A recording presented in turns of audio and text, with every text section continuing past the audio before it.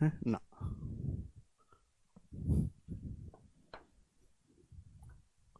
Hello दोस्तों, कैसे हैं? कैसन बा? नमस्ते भाई। नमस्ते। कैसे हैं बच्चों? Good evening. कैसे हैं आप लोग? तो कल की क्लास में बच्चों हमने आपके सामने एपी, जीपी, एचपी समझाया था मेरे दोस्तों। और ठीक बनी?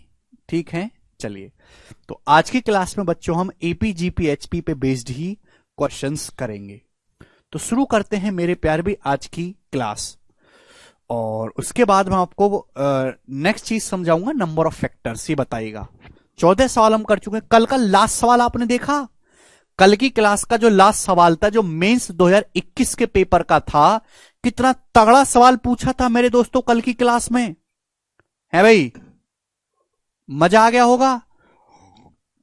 चलेगा। तो आज की क्लास में हम इस सीरीज को जल्दी से समाप्त करेंगे। बोला है, if the square of seventh term of an arithmetic progression with positive common difference equal to the product of third and 17th terms, then the ratio of first term to the common differences। ये बहुत important सवाल है। देखो, सवाल में बोला गया है कि किसी समांतर श्रेणी के सातवें पद का जो स्क्वायर है, सातवें पद का जो स्क्वायर है वो किसके बराबर है? वो तीसरे और 17वें टर्म के प्रोडक्ट के बराबर है। ऐसा सवाल में बोला गया है, तीसरे पद और 17वें पद के गुणनफल के बराबर है। तो आपसे पूछा पहले पद का कॉमन डिफरेंस से क्या रेशियो है। तो हमने पहले पद को ए मान लिया, कॉमन डिफरेंस को डी मान लिया, ए से डी का रेशियो पूछा है। तो बहुत बेसिक सवाल है, केवल आपको यहां पे वैल्यू रखनी है। भाई सातवां टर्म क्या होगा? सातवां टर्म होगा ए प्लस 6d। ये तो होगा सातवां term, seventh a plus n minus one into d, इसका होल स्क्वायर मेरे प्यारे भाई। बच्चों तीसरा टर्म क्या होगा? तीसरा टर्म होगा ए प्लस एन माइनस वन, यानी कि ए प्लस 2d। 17th टर्म क्या होगा बच्चों? ए प्लस 17 माइनस वन, यानी कि 16d। ऐसा सवाल में बोला गया। जैसे जैसे सवाल बोले वैसे वैसे करते जाइएगा, ठीक है भैया।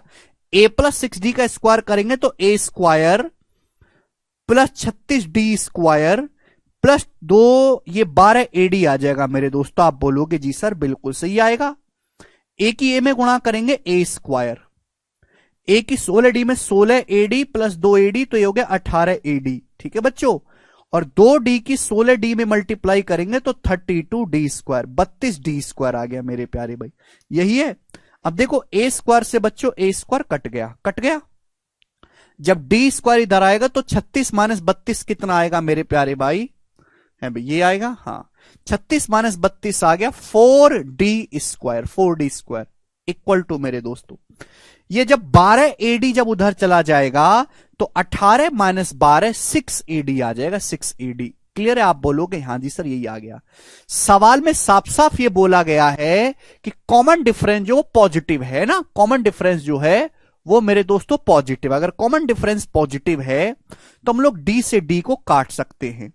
तो यहां से 4d बराबर आ जाएगा बच्चों 6a। पूछा क्या है? फर्स्ट टर्म से कॉमन डिफरेंस का रेशियो, ए से डी का रेशियो आपसे पूछा है। तो 6 इधर आएगा, 4/6, यानी कि 4/6 होता है 2/3। तो फर्स्ट टर्म से कॉमन डिफरेंस का रेशियो 2:3 आ जाएगा। इस सवाल का आंसर है ए ऑप्शन। तो जैसे जैसे मेरे दोस्तों आपसे सवाल बोला जाए वैसे वैसे मेरे प्यारे भाई आपको करते जाना है, और आप करते चले जाओगे, मजा आएगा। ठीक है स्टूडेंट? आप बोलोगे हाँ जी सर, ये आपने बढ़िया बात बताई। आगे चलेंगे नेक्स्ट की तरफ मेरे दोस्तों। सवाल नंबर है आपके सामने 16। जल्दी से जवाब दीजिएगा, इसका क्या आंसर है। वेरी वेरी इंपॉर्टेंट नंबर है मेरे दोस्तों, वेरी वेरी इंपॉर्टेंट, जबरदस्त सवाल है ये, बहुत ज्यादा ओवर कंसेप्चुअल सवाल है। All the page number from a book are added beginning at page 1. However, one page number was added twice by mistake. आपके पास एक किताब है, हर किताब में पेज, जो पेजों की संख्या है, जो पेज नंबर उनको ऐड किया जाता है। पेज नंबर शुरू होता है 1 से, लेकिन गलती से एक पेज नंबर को 2 बार ऐड कर दिया हमने। तो रिजल्ट आया मेरे दोस्तों 1000, सम आया 1000। तो आपसे पूछा कौन से पेज नंबर को आपने 2 बार ऐड किया है, ऑप्शन आपके सामने है, करिए। मनीष कल का फॉर्मूला पढ़ के आओ, कल की क्लास पढ़ के आओ, बेवजह मत आ जाए करो।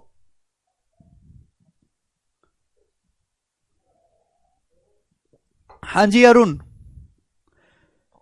ध्यान से सुनिएगा। हुआ क्या है कि आपके पास एक किताब है, उसमें ना पेज नंबर को ऐड किया जाता है। पेज की संख्या शुरू होती है 1 से। पहला पेज 1 है, दूसरे पेज नंबर 2 है, 2 को ऐड किया, तीसरे पेज नंबर पे 3 आएगा, 3 ऐड किया, चौथे पेज नंबर पे 4 आ रहा है, 4 को ऐड किया। माना किताब में n पेज है, कितने पेज है किताब में? n पेज है, तो इनको ऐड किया मेरे दोस्तों। क्लियर? आप बोलोगे हां जी सर बिल्कुल सही। और ऐड करने पर मैंने मान लिया कि माना किताब में n पेज है, तो 1 से लेके अगर n पेजों तक को ऐड किया जाए तो ऐड करने पर क्या आएगा? ये सम ऑफ नेचुरल नंबर आना चाहिए, n इंटू n प्लस 1/2, ये आना चाहिए मेरे प्यारे भाई, यही आना चाहिए ऐड करने पर। समझिए। लेकिन हुआ क्या है कि आपने किसी पेज को 2 बार ऐड कर दिया। जैसे मैं आपसे कहूं, आप एक 5 पेज की किताब है, 1 2 3 4 5, बताओ जोड़ के कितना आना चाहिए? जोड़ के आना चाहिए 15। 5 4 9 3 12 3 15, जोड़ के आना चाहिए 15। लेकिन अगर आप एक पेज को 2 बार ऐड कर दो, जैसे 2 को हमने 2 बार ऐड कर दिया, तो जोड़ के कितना आएगा? 17। तो जोड़ के इस हिसाब से यहां पर 1000 आ गया मेरे प्यारे भाई। क्लियर है? तो आपसे पूछा है कौन सी पेज को 2 बार ऐड किया गया है। थोड़ा लॉजिकली सोचो, यानी कि जो आपका 1000 आया है ना, ये करेक्ट आंसर नहीं है योग। यानी कि आपका जो एक्चुअल योग होगा वो 1000 से छोटा होना चाहिए, 1000 से छोटा। बात समझ में आई कि नहीं समझ में आई? और पेजों की जो संख्या होती है वो n इंटीजर होती है मेरे प्यारे भाई। सवाल को पढ़ा करो पहले, सॉल्यूशन बाद में देखा करो। ठीक है प्यारे बच्चे? आप बोलोगे हां जी सर। यानी कि आपके पास एक किताब है यार, कैसे समझाऊं मेरे प्यारे भाई, बिल्कुल बुद्धि को बेच खाया है यार। एक भाषा को समझने में अगर आप 10-10 मिनट लगाओगे तो सॉल्यूशन को समझने में कैसे कर लोगे? जब भाषा ही नहीं समझ पाओगे, अखबार लगा लो, पहले हिंदी का अखबार पढ़ा करो। हद होती है किसी चीज की। एक किताब है, उस किताब में क्या है? पेज हैं। एक आदमी ने बोला खाली बैठा बैठा क्या करता हूं, पेज नंबर को ही ऐड कर देता हूं। लेकिन गलती से एक पेज नंबर को 2 बार ऐड कर दिया, ऐड करने पर आया 1000। तो 1000 जो है गलत आंसर आया है, एक्चुअल आंसर 1000 से कम आना चाहिए। क्लियर? तो मैंने मान लिया किताब में n पेज हैं, तो 1 2 3 4 n तक जोड़ा तो रिजल्ट आना चाहिए n into n plus 1/2। But 1000 से कम आंसर होगा मेरे दोस्तों एक्चुअली। तो जो बटे 2 है मेरे प्यारे भाई, ये इधर चला जाएगा, 1000 में गुणा हो जाएगी 2000। यानी कि n इंटू n प्लस 1 कितना होना चाहिए? लेस देन 2000 होना चाहिए। आप बोलोगे हां जी सर। और ये जो n होगा ये इंटीजर होगा, पूर्णांक। वो किसी भी किताब में पेजों की जो संख्या होती है वो इंटीजर होती है, 100 पेज 20 पेज 40 पेज। ऐसा तो नहीं कि इस किताब में 11.2 पेज है। तो अब बताओ n की ऐसी कौन सी वैल्यू है जो यहां पर मैं रख दूं और 2000 से जस्ट छोटा आए? बताओ क्या रखूं, बताइएगा। देखो n गुणा n प्लस 1 है, आप अच्छी तरीके जानते हैं कि अगर मैं 45 का स्क्वायर करूंगा, 45 का स्क्वायर, देखो ये लगभग n और n प्लस 1 लगभग बराबर ही हैं। अगर मैं 45 का स्क्वायर करता हूं तो 2025 आता है मेरे प्यारे भाई। ठीक है, यानी कि 45 से कम रखते हैं। अगर मैं n की जगह 44 रखता हूं मेरे प्यारे भाई, तो 44 गुणा 45 कितना आएगा मेरे दोस्तों? 44 गुणा 45 मेरे प्यारे भाई, तो 2025 से 45 कम आएगा 1980। यानी कि मेरे दोस्तों मैं n की जगह क्या ऐसा पुट करूं, मैं n की जगह बच्चों क्या ऐसा पुट करूं कि 2000 से जस्ट छोटा नंबर आए। 45 पुट करूंगा तो 45 गुणा 46 2000 से ज्यादा आ जाएगा। तो अगर मैं यहां पे n की जगह बच्चों 44 पुट करूंगा तो 44 गुणा 45 कितना होता है? 2025 से 45 1980 आएगा मेरे प्यारे भाई। यानी कि मुझे n की जगह 44 पुट करना चाहिए। आप बोलोगे हां जी सर, बात समझ में आई है। ठीक है, मंजीत कह रहे हैं लेस क्यों होगा 1000 से। मंजीत भाई बिल्कुल बुद्धि खत्म है, बिल्कुल बेकार बालक हो, बिल्कुल बेकार, जिसे कहते हैं ना कूड़े में फेंकने लायक। यार तुमको ये बात समझ नहीं आती कि भाई एक किताब में पेजों की संख्या को हम जोड़ रहे हैं और एक पेज को 2 बार ऐड कर दिया, तो 2 बार ऐड करने से जो आपके योग जो आना चाहिए वो ज्यादा आएगा करेक्ट आंसर से। अगर योग 1000 आया है तो जो करेक्ट आंसर होगा वो 1000 से कम होगा। क्लियर है? यानी कि मेरे दोस्तों 2000 से यहां पे मैं n की जगह ऐसा क्या नंबर पुट करूं कि ये 2000 से छोटा रहे, तो आप कहोगे सर 44। मुझे कैसे पता लगा इतनी जल्दी? क्योंकि मैं जानता हूं 2000, ये जो n है और ये n+1 लगभग बराबर होते हैं। 45 गुणा 45 2025 होता है, तो 45 तो रखूंगा नहीं, 45 से छोटा रख लेते हैं 44। तो 44 गुणा 45 मेरे दोस्तों 2000 से छोटा आ रहा है 1980। तो n की जो वैल्यू है मेरे दोस्तों 44 होगी। यानी कि मेरे दोस्तों इस किताब में जो पेज होंगे 44 पेज होंगे। अगर आपसे सवाल में पूछा होता कि बताओ किताब में कितने पेज हैं, 44 पेज हैं, लेकिन पूछा यह है कि बताओ कौन सी संख्या को 2 बार ऐड किया गया। अगर किसी किताब में 44 पेज हैं तो अगर आप पेजों की संख्या को ऐड करोगे, 1 से लेकर 44 तक पेजों को ऐड करोगे, 1 से लेकर 44 तक, तो सम ऑफ n नेचुरल नंबर पिछली क्लास में बताया था, प्रथम n प्राकृतिक संख्याओं के योग का फॉर्मूला है 44 गुणा 45 बटे 2, ये आएगा मेरे दोस्तों 990। अगर किसी किताब में 44 पेज हैं और हर पेज की संख्या को 1 से लेकर 44 तक ऐड करोगे तो जोड़ के 990 आना चाहिए। यानी कि जो आपका करेक्ट आंसर था वो 990 होना चाहिए था, लेकिन आपका आंसर आया 1000। आपका आंसर 990 की बजाय 1000 आया, 10 एक्स्ट्रा आया। यानी कि मेरे दोस्तों आपने 10 एक ऐसा नंबर है जिसको 2 बार ऐड किया। 1 से लेके किताब में 44 पेज है मेरे दोस्तों, 44 पेजों का योग अगर निकाला जाए 1 से लेके 44 तक तो 990 आता है, लेकिन आपने किसी एक पेज को 2 बार ऐड कर दिया, उसकी वजह से रिजल्ट आया 1000। यानी कि आपका जो है 10 एक्स्ट्रा आया, यानी कि संख्या 10 को आपने 2 टाइम्स ऐड किया है। तो सवाल का आंसर 10 है भाई। अगला सवाल लेंगे, सवाल नंबर 17। ये बताइएगा इस सवाल का क्या आंसर है फटाफट। बहुत ही बेहतरीन सवाल है, करो। सवाल 2017 के मींस के पेपर में पूछा गया है एज इट इज, बताइएगा जल्दी से। बोला है 100 और 400 के बीच सभी नेचुरल नंबर का योग क्या है जो 13 से डिविजिबल हैं। हम ये जानना चाहते हैं कि 100 और 400 के बीच वो सभी संख्याएं जो 13 से डिवाइड हैं उनका योग क्या होगा। तो पहले तो आप मुझे यह बताओ कि 100 और 400 के बीच कितनी ऐसी संख्याएं हैं जो 13 से डिविजिबल हैं। 100 और 400 के बीच। सवाल को पूरी ताकत से पढ़ा करो कि सवाल कहना क्या चाह रहा है। 100 और 400 के बीच कितने ऐसे नंबर हैं जो 13 से डिविजिबल है। तो 100 से जस्ट बड़ा 13 से कटने वाला नंबर है 104। 13 8 104, 13 7 91, तो 100 से छोटा हो जाएगा। फिर अगला आएगा 13 निम्मा 117, 13 दुसाम 130। ये वो नंबर होंगे 13 के गैप पाएंगे 13 के गैप पे, जो कि 13 से कटने वाले हैं। अच्छा, 400 से जस्ट छोटा, 400 से जस्ट छोटा कौन सा ऐसा नंबर जो 13 से कटता है। तो आप कहोगे सर 13 तिया 39 होता है, एक जीरो चुपका लो, 390 है। 390 एक ऐसा नंबर है जो 400 से जस्ट छोटा है, 13 से कटेगा। तो सब 13 से कटने वाले नंबर्स हैं। आप बोलोगे हां जी सर। कितनी संख्याएं बच्चों, ये कल की क्लास में समझाया था कचरा आदमी कि नंबर ऑफ टर्म्स निकालने के लिए एक समांतर श्रेणी बन गई, 13 13 का गैप है। Last term minus first term upon common difference +1। घर से पढ़ के आया करो, घर से पढ़ के, और सवाल को पढ़ा करो ढंग से। सॉल्यूशन से कहीं ज्यादा जरूरी है सवाल। सवाल जिसको अच्छे समझ में आ गया तो आप सॉल्यूशन करोगे। 13 से जाओगे, 13 तिया 39, 30 बार, 13 8 104, 30 - 8 22 और 1 23, यानी कि 23 नंबर से। ये आपके सामने बोर्ड पे कितने नंबर लिखे हुए हैं, 23 नंबर लिखे हुए हैं।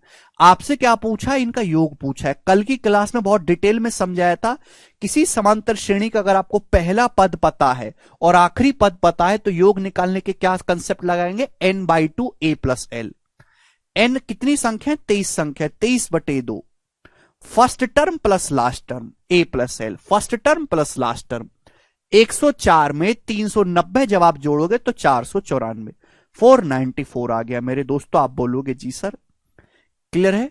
2 से चला जाएगा मेरे दोस्तों 247 बार, ठीक है भाई। तो एंड में 1 आएगा प्यारे बच्चों, ये आंसर नहीं है ना, ये आंसर है। एंड में 3 सत्ते 21 1 आना चाहिए कैलकुलेशन करके, और 23 सत्ते 161 1 हासिल 16, 23 चौका 92 और 16 8, यानी कि 8 आएगा। तो 5681 इसका आंसर है। सभी बच्चे समझ पाए हैं, बड़ा बेसिक सा सवाल था, समझ में आ गया। ये देखो, ये भी ऐसा ही है मेरे प्यारे भाई, ये सीचसल के पेपर में आया 2022 में। करो नहीं अमित। चंदन कह रहे हैं 390 कैसे लाए। चलो चंदन हमके बताऊंगा। 400 से जस्ट छोटा कौन सा ऐसा नंबर है जो 13 से कटता है? 13 या 39, देखो 39 में एक जीरो लगा दो, 390 नहीं आ गया? लॉजिकली सोचो। चलिए, ये भी ऐसा ही सवाल है। देखो, जैसा मेंस में आया है वैसा ही सवाल प्री में आया है। सवाल वही रहते हैं, बस थोड़ा थोड़ा चेंज होता रहता है। मेन मकसद है कि आपकी सोचने की क्षमता बढ़े। बोला है 3 अंकों की उन सभी संख्याओं का योग क्या है जो 15 से डिविजिबल हैं। 3 अंकों के नंबर जानते हैं, 3 अंकों के नंबर होते हैं 100 से लेकर 999 तक। वो 100 से लेकर 999 के बीच जो भी नंबर आएंगे 3 अंकों के होंगे मेरे प्यारे भाई। उनका योग बताओ, उन सभी संख्या का योग बताओ जो 3 अंकों की हैं और 15 से कटती है। तो 15 से कटने वाला 3 अंकों की सबसे छोटी संख्या क्या है? तो आप कहोगे सर 15 छिक्का तो 90 होता है, 15 सत्ते 105, 15 अट्ठे 120। ठीक है दोस्तों, क्लियर है? 15 निम्मा 135। अच्छा, सबसे आखिरी ऐसा कौन सा नंबर है 999 से जस्ट छोटा या फिर 3 अंकों की सबसे बड़ी संख्या ऐसी कौन सी है जो 15 से कटती है? कैसे पता लगाऊंगा मैं 3 अंकों की सबसे बड़ी संख्या कटने वाली? देखो 900 15 से कट जाता है, 15 छिक्का 90। 900 में 90 जोड़ दो, 15 छिक्का 90। ये भी 15 से कट गया, ये भी 15 से कट गया। 990 एक ऐसा नंबर आएगा जो 15 से कटेगा। 990 में अगर 15 जोड़ूंगा 1005, वो भी 15 से कटेगा लेकिन वो 4 अंकों का हो जाएगा। तो ऐसे पता लगाते हैं 990। जो नहीं समझ पाता, सबसे बड़ी संख्या क्या होती है 3 अंकों की? 999। 999 को 15 से भाग दो मेरे दोस्तों। 15 से भाग दोगे तो शेषफल 9 बचेगा, यानी कि 999 में से 9 घटाओगे 990 15 से कटने वाली संख्या आएगी। ये आ गया मेरे दोस्तों संख्याएं, इनका योग निकालना है। वो पिछले सवाल की तरह हो गया।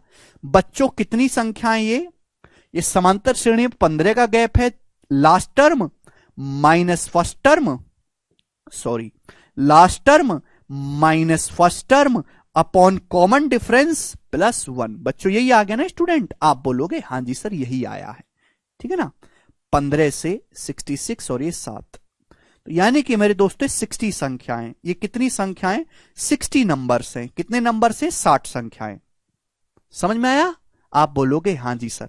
देखो इतना भी नहीं करना होता। एक्चुअली 15 का पहाड़ा ही तो है बच्चे, 15 का पहाड़ा ही तो। ये कौन सा पहाड़ा है? 15 सत्ते 105, ये 15 अट्ठे 120, और आखिर में 15 का पहाड़ा ये जाएगा 66 बार। तो आप ये देखो पहाड़ा गया कितनी बार है। 7 से लेके पहाड़ा 66 तक गया है। तो कितना है मेरे दोस्तों? 66। Last term minus first term, और इसमें क्या ऐड करते? 1 ऐड कर देते हैं, तो 60 संख्याएं आ गई। इससे जल्दी होगा मेरे प्यारे भाई। तो 60 संख्याएं हैं मेरे प्यारे भाई, इनका योग निकालना है। तो 60/2 first term plus last term. 105 में 990 जोड़ेंगे तो कितना आ जाएगा मेरे दोस्तों? यह आ जाएगा आपका 1095। ठीक है, ये 30 बार कट जाएगा मेरे प्यारे भाई, ठीक है। तो कुछ गड़बड़ है क्या? 1090 और 5, तो 30,000 मेरे दोस्तों, और ये आपका 2700, यानी कि 32,850 आ जाएगा। C option 32,850। बेसिक सवाल है, सभी बच्चे समझ पाए। आगे चलेंगे स्टूडेंट। सवाल नंबर है 19 की तरफ जवाब दीजिएगा। ये जो सवाल है one of the best question है। सवाल एसएससी दिल्ली पुलिस के पेपर का है मेरे दोस्तों, दिल्ली पुलिस का, और लेटेस्ट सवाल है 2022। और मैं आपको इसको सॉल्व करने की ऐसी ट्रिक बताऊंगा मेरे दोस्तों कि आप इसको 5 सेकंड में कर पाओगे। चाहे आप गूगल पे सर्च कर लो, चाहे कहीं से पढ़ लो, इस सवाल को कोई भी आपको 2 मिनट से कम में करवा के नहीं देगा, मैं आपको 2 सेकंड में करवाऊंगा। लेकिन दिमाग थोड़ा ज्यादा लगाना होगा। बोला है किसी समांतर श्रेणी के पहले 100 पदों का योग 50 है। एक समांतर श्रेणी है जिसके पहले 100 पदों का, मेरे दोस्तों, पहले 100 का योग है 50। पहले 200 पदों का योग 90 है, पहले 200 पदों का। तो पूछा श्रेणी के पहले 300 पदों का योग क्या है। अगर आप इस सवाल को बेसिक से करना चाहते हैं, पहले 100 पदों का योग दिया है, पहले 200 पदों का योग दिया है, योग का लगाओ फॉर्मूला, समांतर श्रेणी के योग का फॉर्मूला लगाइए। दोनों में 2 इक्वेशन बनेंगी बढ़िया वाली, दोनों इक्वेशन को सॉल्व करो, सॉल्व करके फर्स्ट टर्म निकालो, कॉमन डिफरेंस निकालो, फिर वापस फॉर्मूला लगाओ, 300 पदों के योग निकालने का उत्तर आएगा। यह हुआ बेसिक तरीका। डायरेक्ट तरीका कैसे है, अगर पहले 100 पदों का योग 50 है, पहले 200 पदों का योग 90 है, तो 100 के बाद, पहले 100 के बाद जो अगले 100 नंबर आएंगे उनका योग कितना होगा। अगले 100 नंबर का योग, अगले 100 नंबर का योग 40 होना चाहिए। 50, 40, 90। सवाल में यह बोला गया है कि पहली 100 संख्याओं का योग है 50 और पहली 200 संख्याओं का योग है 90। तो जो अगली जो नेक्स्ट 100 नंबर है इनका योग 40 होना चाहिए ना। 50, 40, 90 है। आप बोलोगे हां जी सर। देखो, समांतर श्रेणी केवल टर्म्स में नहीं लगती, समांतर श्रेणी योग में भी अप्लाई होती है, सम में भी अप्लाई होती है। ये पहले 100, ये अगले 100, उसके बाद अगले 100। अगले 100 नंबर का अगर मुझे योग निकालना हो तो मैं कैसे निकालूंगा सेकंड में। मैं 1 सेकंड में बता सकता हूं। समांतर श्रेणी केवल ये कंसेप्ट है, टर्म्स में नहीं चलती, योग में भी चलती है मेरे प्यारे भाई। अगर यहां 50 से 40 10 कम हुआ है मेरे दोस्तों, तो अगले 100 टर्म में भी योग 10 कम हो जाएगा, यानी कि 30। तो अगले 100 टर्म का योग 30 आएगा मेरे प्यारे भाई। आप बोलोगे सर आपने तो मौज कर दी। और 300 पदों का योग निकालना है, तो पहले 100, बीच के 100, बाद के 100, इनका योग कब करूंगा। 50, 40, 90 और 30, 120 इस सवाल का आंसर है। Best shortcut to solve this kind of beautiful question. Next और लास्ट सवाल करेंगे अर्थमेटिक प्रोग्रेशन का। करिए 50, 40, 90 गगन बोला है what is the value of this 14। देखो ये एक ही सवाल मैं आपको करवा रहा हूं, इससे आपके सोचने का तरीका जो है बूस्ट हो जाएगा। सवाल यह है बच्चों कि 14 cube plus 16 cube plus 18 cube plus dot dot dot 30 cube आपको बताना है, इसका मान क्या होगा। ऑप्शंस आपके सामने हैं, करिए। काफी बड़े बड़े ऑप्शन हैं और मजाक भी नहीं इसको करना। अगर आप ध्यान से देखेंगे प्यारे भाई, तो अल्टीमेटली मैं ये कह सकता हूं हर नंबर में 14 में 16 में 18 में 2 कॉमन आ रहा है। तो हर नंबर में से अगर मैं 2 कॉमन लूंगा, पावर 3 लगी हुई है, 2 का क्यूब अगर मैं कॉमन लूंगा तो ब्रैकेट में क्या बचेगा। 14 में से 2 कॉमन लेंगे 7, 7 का क्यूब। अरे कचरा पार्टी, 14 क्यूब का मतलब है, 14 का मतलब है 2 सत्ते 14, इसका होल क्यूब। तो गधो इसका मतलब है 2 की भी पावर 3 करो, 7 की भी पावर 3 करो। 14 में से 2 का क्यूब अगर कॉमन ले लोगे तो 7 का क्यूब बचेगा। 16 में से कॉमन लोगे तो 8 का क्यूब बचेगा। 18 में लोगे तो 9 का क्यूब बचेगा। और आखिर में मेरे दोस्तों आपको यहां पे जाना है 15 का क्यूब। क्लियर है, ये मुझे निकालना है। 2 का क्यूब कितना होता है 8। यानी कि मेरे दोस्तों आंसर जो भी आएगा वो 8 से कटने वाला होगा। 8 से आंसर जो भी होगा वो 8 से कटने वाला होगा। ऑप्शन चेक करो कि 8 से कटता है, लास्ट 3 डिजिट 8 से कटने चाहिए। हां कि 8 से कटता है, 8 दूनी 16, नहीं 8 से नहीं कटता। एक 8 से कटता है क्या 8 मेरे दोस्तों, 8 सत्ते 56, हां जी 8 से कट रहा है। ये भी 8 से कट रहा है। एक ऑप्शन तो कट गया, 3 ऑप्शन में फंस गए। प्रिंस कह रहे अब ये भी बताने वाली बात है। प्रिंस भैया दिमाग तेज करो गगन, एक आपको समझाने के लिए मैं 2 मिनट की चीज को 10 मिनट नहीं ले सकता, ठीक। यानी कि मेरी जिंदगी का मकसद मेरे प्यारे भाई केवल इसको निकालना है, ये पता लग गया तो सवाल सॉल्व हो जाएगा। अब आप मुझे बताओ ये निकलेगा कैसे, आप मुझे बताओ ये कैसे निकलेगा, खुद सोचो। आप कहोगे सर आपने ये तो फॉर्मूला बताया नहीं, आपने तो हमको फॉर्मूला ये सिखाया है कि sir sum of natural number, प्रथम n प्राकृतिक संख्याओं के क्यूब्स का योग, प्रथम n प्राकृतिक संख्याओं के घनों के योग का फॉर्मूला आपने सिखाया है n इंटू n प्लस 1/2 का होल स्क्वायर। लेकिन सर यहां तो 7 से लेके 15 तक की कहानी जारी है। बच्चों 7 से लेके 15 तक की क्यूब हो रहा है, तो अगर मैं 1 से लेके, लॉजिकली सोचो, अगर मैं 1 से लेके 15 का क्यूब कर लूं और उसमें से माइनस कर दूं मेरे प्यारे भाई 1 से लेके 6 तक की संख्याओं के क्यूब को, तो आ जाएगा कि नहीं आएगा बच्चों? यही बात आएगी कि नहीं आएगी? 1 से लेके 15 तक का क्यूब कर लो और उसमें सब माइनस कर लीजिए 1 से लेके 6 तक की संख्याओं के क्यूब को, होगा कि नहीं होगा? आप बोलोगे हां जी सर बहुत बढ़िया। तो ये इसके पीछे का लॉजिक है। अब जैसे ये सवाल क्यूब में आया, हो सकता है आपके एग्जाम में सवाल आ जाए पेपर स्क्वायर पे, तो जो कहानी हम क्यूब में कर रहे हैं वो सेम कंसेप्ट हम स्क्वायर पे करेंगे। अरे भाई 1 से लेके 15 तक की संख्याओं के क्यूब को जोड़ दो और उसमें से 1 से लेके 6 तक का आप घटा दोगे तो बचेगा क्या? 6 तक का घटा दोगे तो 7 से लेके 15 तक का बच जाएगा जो आपको निकालना है। अर्पिता करें 8 क्यों कॉमन लिया? 8 की इसलिए कॉमन लिया, 2 का क्यूब इसलिए कॉमन लिया जिससे कि लगातार नंबर बने और मैं फॉर्मूला लगा पाऊं। अबे हाँ या ना, इतनी सी बात को समझने में टाइम लगाओगे तो नहीं हो सकता। ये ऐसी बातें मैंने एक बार बोल दी और आपने एक बार में समझी। नो इफ नो बट, कठिन चीजों में टाइम लगता है, ऐसी बातों में आप टाइम लगाओगे तो आप सिलेबस नहीं पूरा कर सकते, ना नौकरी ले सकते, भीख मांगोगे फिर सड़क पे चौराहे पे खड़े होके। ये आईक्यू नहीं होता एक सरकारी नौकरी लेने वाले बच्चे का कि इस बात पे भी डाउट आ जाए, ये डाउट लाने लायक बात है ही नहीं।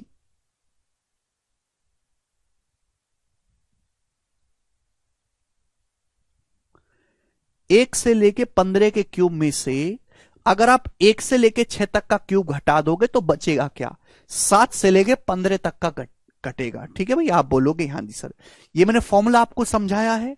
तो बताओ ये वैल्यू क्या आएगी? 8 गुणा, अब आप मुझे खुद बताओ मेरे दोस्तों, 8 गुणा 1 से लेके 15 तक की संख्याओं का क्यूब क्या होगा? 15 गुणा 16/2 इसका होल स्क्वायर, यानी कि 2 से 16 8 बार चला जाएगा, 15 अट्ठे 120 का स्क्वायर। ये दिमाग में करना, ये लिखना नहीं है, ये सवाल मात्र 20 सेकंड का है, ये सब दिमाग में करना है। 1 से लेके 6 तक का क्या होगा? 6 गुणा 7/2 42/2 यानी कि 21 का होल स्क्वायर। मेरे प्यारे भी ये आ गया। तो इसका जो मान आया है ये आया है 120 का स्क्वायर माइनस 21 का स्क्वायर। बात समझे? अब हर कोई जानता है कि ए स्क्वायर माइनस बी स्क्वायर का फॉर्मूला ए माइनस बी गुणा ए प्लस बी। तो a square minus B square का फॉर्मूला लिख दूंगा 120 माइनस 21 99 इंटू ए प्लस बी। ए प्लस बी का मतलब 120 में जब मैं 21 जोड़ूंगा तो 141। आप बोलोगे हाँ जी सर बिल्कुल सही, बात समझ में आ गई, यहां तक कोई भी परेशानी नहीं है। यानी कि 8 नाम 72 मेरे दोस्तों, 8 नाम 72 2 एकम 2, आंसर जो भी आएगा मेरे प्यारे भाई उसके इकाई का अंक जो होगा वो 2 होगा मेरे दोस्तों। ये उत्तर है, डी ऑप्शन करेक्ट है।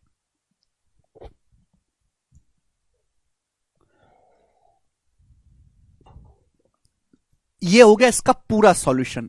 लेकिन अगर ये सवाल एग्जाम में आया है, एग्जाम का ही पूछा हुआ सवाल है, और ऐसे जैसे मैंने तो आपको क्यूब पे करवाया है ऐसे सवाल स्क्वायर पे भी बन सकता है। ये अरिथमेटिक प्रोग्रेशन नहीं है मेरे प्यारे बच्चों, चलेगा।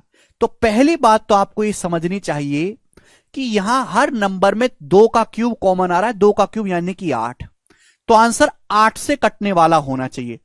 8 से कटने वाला मेरे दोस्तों, ये नंबर क्या 8 से कटता है? हां जी, ये 8 से नहीं कटता। अब आप 3 ऑप्शन में फंस गए, आपको आगे सवाल चेक करने की जरूरत ही नहीं है। एक्चुअली यहां पे हर नंबर का यूनिट डिजिट अलग अलग है। ये ऑप्शन तो संभव ही नहीं को कि 8 से नहीं कटता, तो अब मैं केवल यूनिट डिजिट मैच करता।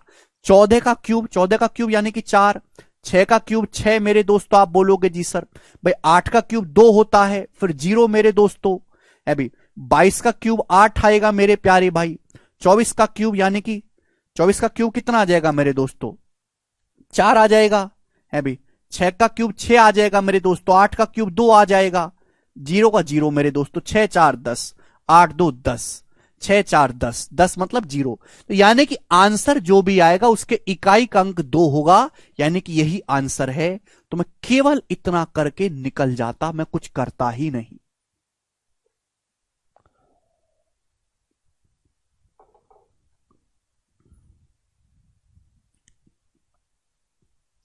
केवल यूनिट डिजिट मैच कर लिया हमने। गगन कह रहे हैं 8 समझ नहीं आया भाई, यहां हर नंबर से 2 कॉमन आ रहा है यार। गगन कैसी बात करते हो तुम, बिल्कुल कलंक हो राक्षस यार। हर संख्या में से 2 कॉमन आ रहा है, हर संख्या में पावर 3 है, तो मैंने 2 का क्यूब कॉमन ले लिया भाई। क्या बचा ब्रैकेट में, 14 में से 2 कॉमन लेंगे 7 बचता है, पावर 3 है तो 7 की पावर 3। 16 में से 2 कॉमन लेंगे 8 बचेगा, 2 8 16, 8 का क्यूब। इसी 2 के क्यूब को मैंने 8 लिख दिया। क्या तकलीफ है?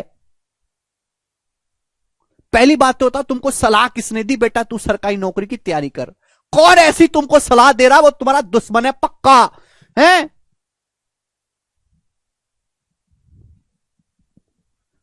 सलाह देनी चाहिए कि ठेला शुरू कर दो, एक अपना चाय की दुकान खोल दो टपरी पे, सब कैश में पैसा देते हैं तुरंत।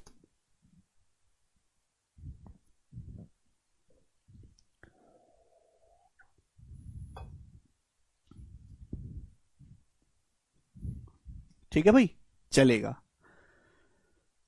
तो ये थी कहानी अर्थमेटिक प्रोग्रेशन की, समांतर श्रेणी की।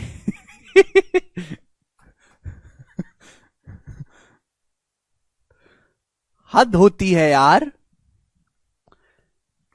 हर संख्या में से 2 कॉमन, बच्चा कर 8 क्यों, 2 ही क्यों कॉमन लिया? अरे जब 2 ही कॉमन आ रहा है तो 2 ही लूंगा ना।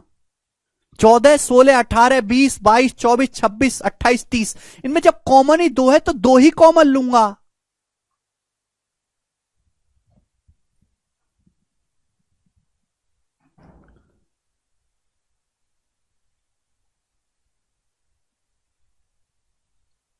जी सब लोग अपने कॉपी में हेडिंग डालेंगे जीपी, ज्योमेट्रिक प्रोग्रेशन गुणोत्तर श्रेणी।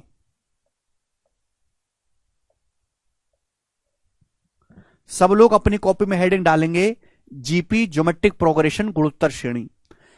जैसे अर्थमेटिक प्रोग्रेशन मैंने आपको बताया था समांतर श्रेणी। समांतर श्रेणी एक ऐसी सीरीज, समझा दिया मैंने, जहां 2 लगातार पदों में सेम डिफरेंस आए, बराबर बराबर गैप पे हो, बराबर बराबर दूरी पे नंबर रहे। ज्योमेट्रिक प्रोग्रेशन एक ऐसी सीरीज मेरे दोस्तों जिनमें किन्हीं भी 2 लगातार टर्म का रेशियो या फिर अनुपात बराबर रहे, रेशियो सेम रहे। एग्जाम्पल के लिए जैसे मैंने आपके सामने लिखा 1 है भाई, 1 4 है भाई मेरे दोस्तों, 16 64 256।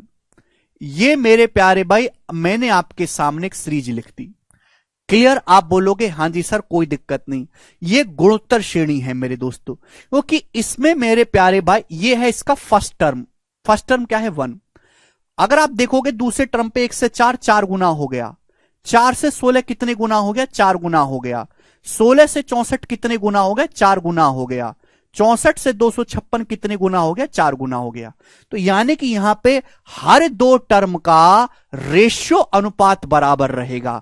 यहां पे हर अगला टर्म पिछले टर्म से 4 गुना हो रहा है, तो इसको हम बोलते कॉमन रेशियो।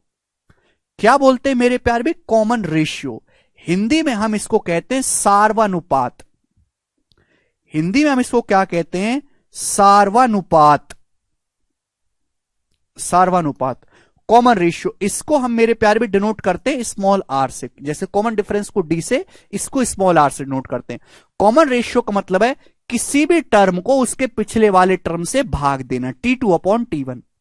4 है भाई, या फिर मेरे दोस्तों तीसरे टर्म को दूसरे टर्म से भाग दीजिए, किसी भी टर्म को उसके पिछले टर्म से भाग देने पर जो आएगा वही कॉमन रेशियो होगा। जैसे यहां पे आगे चलने पर 4 गुना होता जा रहा है, तो यहां कॉमन रेशियो कितना है? 4। कॉमन रेशियो कैसे निकालेंगे? किसी भी टर्म को, nth टर्म को उसके पिछले वाले टर्म से आपको भाग देना है, ठीक है ना। जैसे अगर आप 5वें टर्म को अगर चौथे टर्म से भाग दे देंगे तो क्या आ जाएगा? कॉमन रेशियो, सर्वानुपात आ जाएगा। ठीक है बच्चों, आप बोलोगे हां जी सर बिल्कुल सही, कोई भी प्रॉब्लम इसमें नहीं है। एक और सीरीज मेरे दोस्तों मैं आपके सामने लिखता हूं, यहां पे देखिएगा 4, 6 अभी मेरे दोस्तों, एक सेकेंड, 4, 10, 25, 62.5। ये बताइएगा मेरे प्यारे भाई, मैं आपसे पूछूं ये कैसी सीरीज है? जवाब दो। तो आप कहोगे सर यहां डिफरेंस तो कॉमन नहीं मिल रहा, ये गुणोत्तर श्रेणी है। देखो बच्चों, 4 से 10 कितने गुना हो गया? 2.5 गुना। 4 में 2.5 से गुणा करेंगे 10 आएगा, 10 में 2.5 से गुणा करेंगे 25 आएगा, 25 में 2.5 से गुणा करेंगे बच्चों 62.5 आएगा मेरे दोस्तों। तो यहां पे जो पहला टर्म है वो 4 है और जो कॉमन रेशियो वो 2.5 है। तो बच्चों ये कैसी सीरीज है? ये गुणोत्तर श्रेणी है। सभी को समझ में आया? बात समझ में आ गई? हाँ या ना? कुछ तो बोलो। ठीक है, चलेगा। तो सबसे पहले आपको यह समझना चाहिए कि एपी और जीपी में फर्क क्या है। एपी में डिफरेंस बराबर होता है, जीपी में रेशियो बराबर होता है। क्लियर है? कोई तकलीफ नहीं, कोई समस्या नहीं। हालांकि 5वीं 6ठी क्लास में सिखाया जाता है बच्चों को। चलो दोस्तों, अब किसी भी गुणोत्तर श्रेणी की स्टैंडर्ड फॉर्म क्या है? मैं आपसे कहूं कि आपके पास एक ऐसी गुणोत्तर श्रेणी है बच्चों, मैं आपसे कहता हूं आपके पास एक ऐसी गुणोत्तर श्रेणी है जिसका फर्स्ट टर्म ए है, जिसका पहला पद ए है। फर्स्ट टर्म क्या है स्टूडेंट? ए है, और कॉमन रेशियो यानी कि सर्वानुपात आर है। तो आप मुझे बताओ वो सीरीज क्या होगी मेरे प्यारे भाई? कॉमन रेशियो जो है वो स्मॉल आर है। आपके पास एक ऐसी गुणोत्तर श्रेणी आप बताइए जिसका पहला टर्म ए हो और कॉमन रेशियो आर हो। बच्चों अगर पहला टर्म ए है, अगर कॉमन रेशियो आर है, तो अगला टर्म क्या होगा? अगला टर्म क्या आएगा? आर से गुणा करने पर आएगा, ए गुणा आर। आप बोलोगे हां जी सर बिल्कुल सही। अगला टर्म क्या आएगा? अगला टर्म क्या आएगा? ए आर में आर से गुणा कर देंगे। कॉमन रेशियो का मतलब ज्योमेट्रिक प्रोग्रेशन में कॉमन रेशियो से गुणा होती जाती है। अगला टर्म आएगा ए आर में, फिर से आर से गुणा कर देंगे, ए आर स्क्वायर। क्लियर? आप बोलोगे हां जी सर बिल्कुल सही। अगला क्या आएगा? फिर आर से गुणा कर देंगे, ए आर क्यूब। तो मेरे प्यारे भाई, ये आपके सामने ज्योमेट्रिक प्रोग्रेशन की गुणोत्तर श्रेणी की स्टैंडर्ड फॉर्म बन गई। ये बच्चों इसका पहला टर्म है, ये इस गुणोत्तर श्रेणी का दूसरा टर्म है, ये तीसरा टर्म है बच्चों, ये चौथा टर्म है। तो आप यहां से एक चीज ऑब्जर्व कर पा रहे हैं खुद से, जैसे मैंने आपको एपी में करवाया था, आप मुझे खुद से ऑब्जर्व करके बताओ कि इस गुणोत्तर श्रेणी का nth टर्म क्या होगा। सब कुछ परिभाषा से ही पैदा हुआ है। जीपी का फुल फॉर्म पूछ रही आंचल, जीपी का फुल फॉर्म है ज्योमेट्रिक प्रोग्रेशन। ज्योमेट्रिक प्रोग्रेशन गुणोत्तर श्रेणी। बताइए बच्चों, हर टर्म में उससे एक पावर कम आ रही। जैसे आप जानते हैं किसी भी नंबर की अगर आप पावर 0 करेंगे तो इसका मतलब 1 होता है। तो ए को मैं ऐसे लिख सकता हूं, ए गुणा आर की पावर 0, क्योंकि आर की पावर 0 का मतलब 1 ही होता है। पहले टर्म में आर की पावर 0 है, दूसरे टर्म में आर की पावर 1 है, तीसरे टर्म में आर की पावर 2 है, चौथे टर्म में आर की पावर 3 है। हर टर्म में जो आर की पावर है उससे एक कम है। हर टर्म में ए से गुणा हो ही रही है। अगर आप nth टर्म निकालना चाहते हो तो आर की जो पावर आएगी वो n से एक कम आएगी मेरे प्यारे भाई। तो कोई चीज रटने वाली नहीं है मेरे प्यारे भाई, हर चीज परिभाषा से ही पैदा हुई है, ऑब्जर्वेशन स्किल से। ठीक है बच्चों? तो यानी कि अगर आपको किसी भी गुणोत्तर श्रेणी का बच्चों nth टर्म निकालना है, nवा पद आपको निकालना है मेरे प्यारे भाई, यानी कि tn मेरे दोस्तों, उसका फॉर्मूला क्या बन गया, a इंटू आर की पावर n-1। आप बोलोगे हां जी सर बिल्कुल सही, कोई भी इसमें डाउट नहीं है, a इंटू आर की पावर n-1। समझ में आ गया? आप बोलोगे हां जी सर समझ में आ गया। जैसे बच्चों मैं आपसे यह पूछने लगूं कि बताइए इस वाली सीरीज का, आपके सामने सीरीज लिखी गई है ना, रीजनिंग जैसा लग रहा है ना ये, कि इस सीरीज का मेरे दोस्तों 16वां टर्म क्या होगा। हम आपसे यह पूछने लगे, बताओ इस सीरीज का 16वां पद क्या होगा, बताओ। तो आप कहोगे सर फर्स्ट टर्म तो है 4 और कॉमन रेशियो है सर यहां पे 2.5, यानी कि 2.5 या फिर 5/2 कॉमन रेशियो है। तो जो 16वां टर्म आएगा वो क्या आएगा, a इंटू आर की पावर n-1, 16 माइनस 1 15, ये आ जाएगा। 4 गुणा 5/2 की पावर 15, ये इसका 16वां टर्म आ जाएगा मेरे प्यारे भाई। आप बोलोगे सर बहुत ही बढ़िया बात है, ठीक है, मैंने एग्जाम्पल भी समझा दिया आपको। चलो अब हम निकालेंगे किसी गुणोत्तर श्रेणी के n पदों का योग कैसे निकालते हैं। Sum of n terms of a GP. Hindi वाले भाई लिख लेंगे किसी गुणोत्तर श्रेणी के n पदों का योग। किसी गुणोत्तर श्रेणी के n पदों का योग क्या होगा, किसी भी गुणोत्तर श्रेणी के n पदों का योग, ठीक है। ऐसे मैं फॉर्मूला आपको प्रूफ नहीं करवा रहा हूं, ना ही आपको कोई जरूरत है प्रूफ करने की, डायरेक्ट आपको मेरे दोस्तों ध्यान रखना है प्यारे बच्चे, क्लियर है। Sn बराबर a इंटू आर की पावर n-1, स्मॉल आर की पावर n-1 अपॉन मेरे दोस्तों r-1। आप बोलोगे हां जी सर बिल्कुल सही, मैं आपको बात को समझ गया। तो किसी भी मेरे दोस्तों गुणोत्तर श्रेणी के अगर आपको n पदों का योग निकालना है तो उसका फॉर्मूला है a इंटू आर की पावर n-1 अपॉन r-1। उतारने देते ना थोड़ा, अच्छा उतार लीजिए, ये उतार लो आप पहले बच्चों, जल्दी जल्दी उतारा करो, साथ साथ जल्दी जल्दी।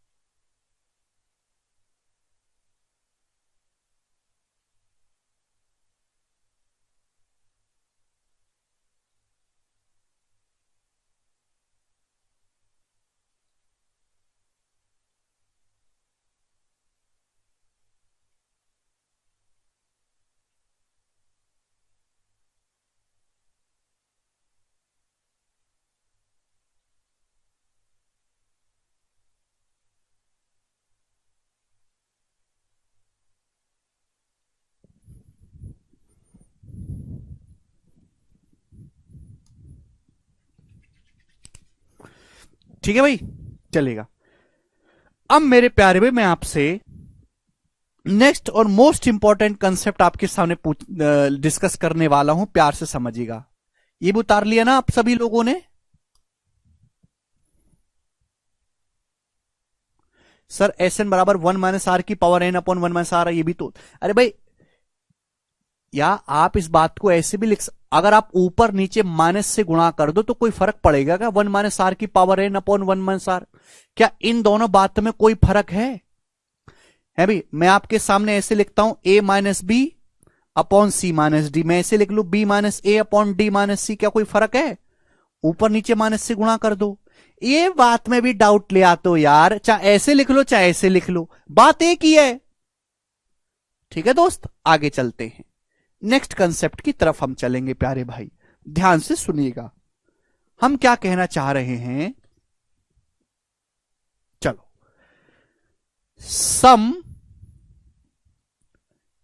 सम of an infinite GP series, sum of an infinite terms GP series.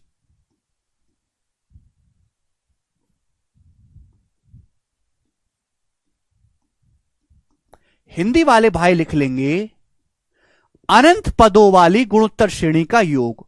अनंत पदों वाली गुणोत्तर श्रेणी का योग, एक ही बात है राहुल, वैलिड फैलिड कुछ नहीं।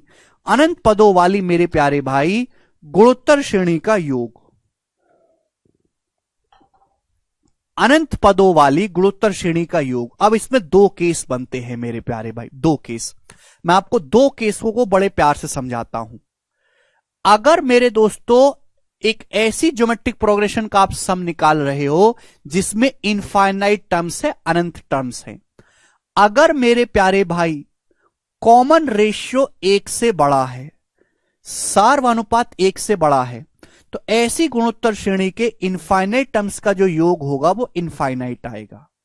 लेकिन मेरे प्यारे भाई अगर कॉमन रेशियो 1 से छोटा है तो ऐसी गुणोत्तर श्रेणी के अनंत पदों का जो योग आएगा वो a/1 - r आएगा मेरे दोस्तों।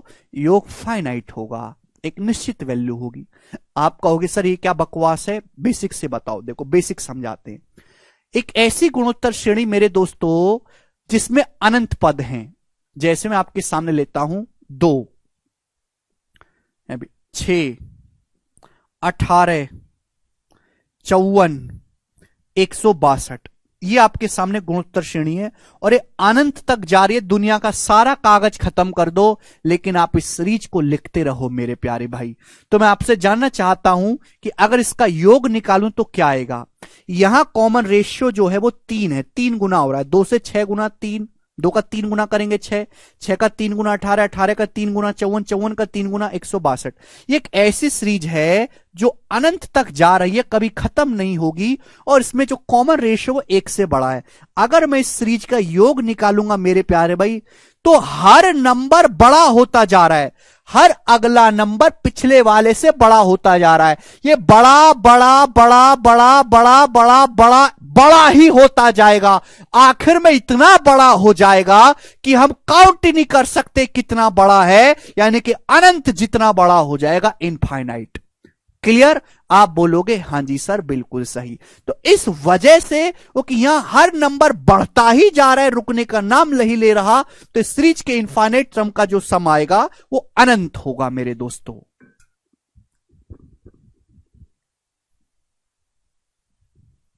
ठीक है, ये बात समझ में आ गई।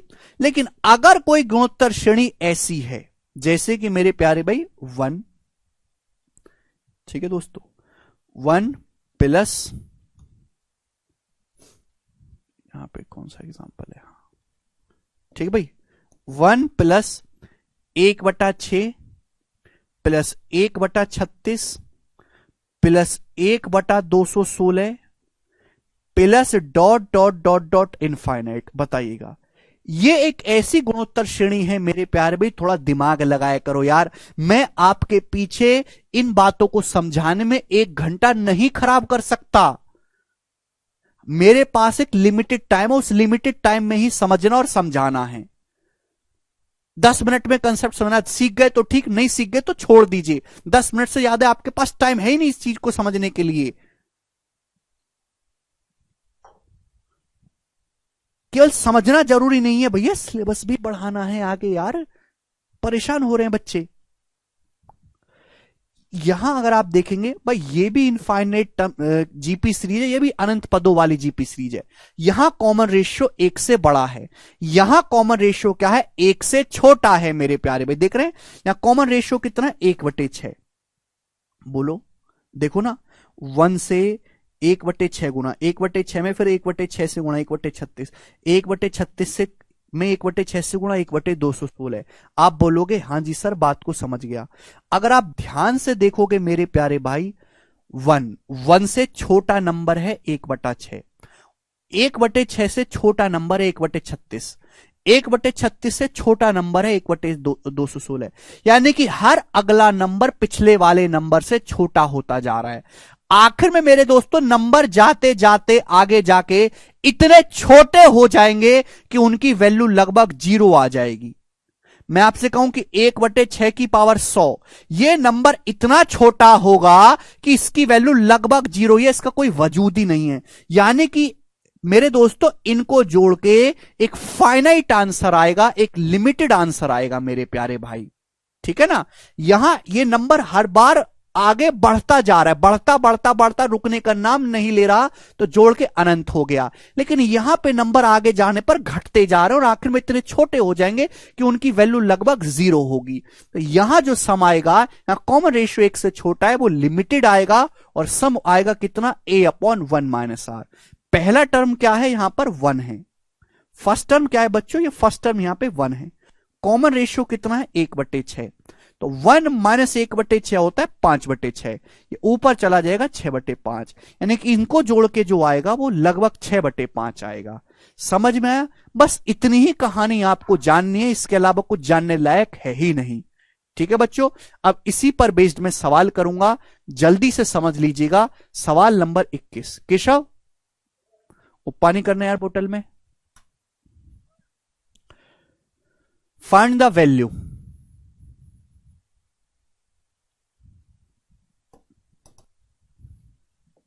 सवाल एग्जाम का पूछा हुआ है। ये बात लिखने की भी जरूरत नहीं है। सवाल है 3 + 3α + 3α² + ... इनफाइनेट अप टू 45/8। इसमें अल्फा का मान बताओ। देखो यहां हर नंबर में 3 कॉमन है, तो 3 काट लेते हैं। पहले 3 कॉमन लेके 3 कॉमन ले लेते हैं, 3 नाम कॉमन ले लेते हैं। क्या बचेगा ब्रैकेट में, 1 + α + α² + α³ + ... इनफाइनाइट।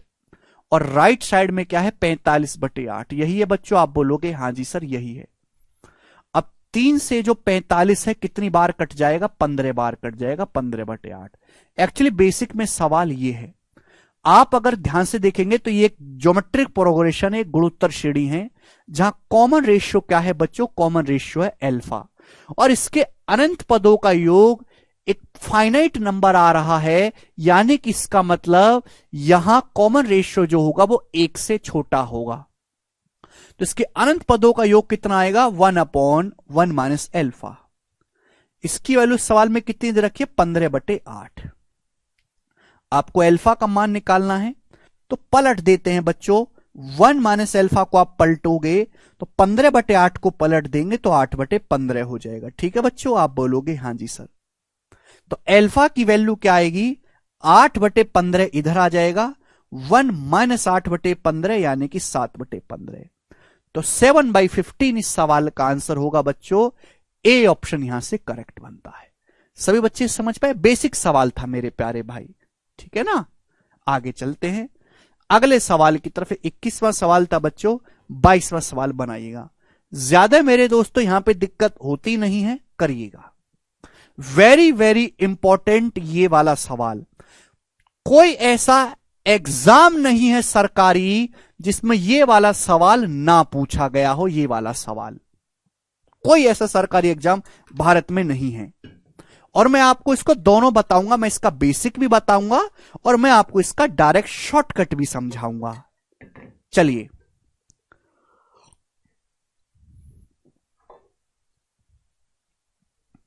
देखो, सबसे पहले किसी गेंद को 500 मीटर की ऊंचाई से जमीन पर फेंका जाता है, तो गेंद अपने हर आखिरी उछाल के 4/5 गुना उछलती है।